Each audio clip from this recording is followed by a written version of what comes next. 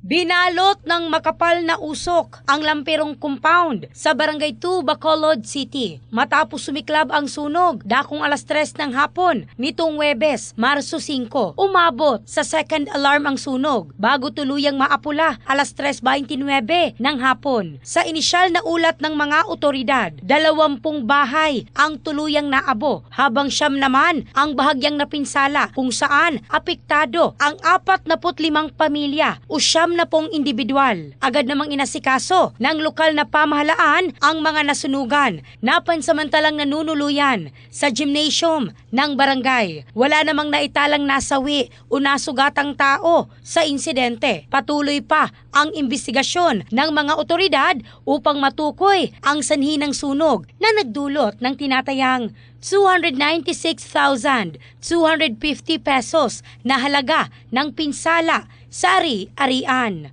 In the heart of changing lives, ako si Michelle Craste ng Brigada News Philippines, the Music and News Authority.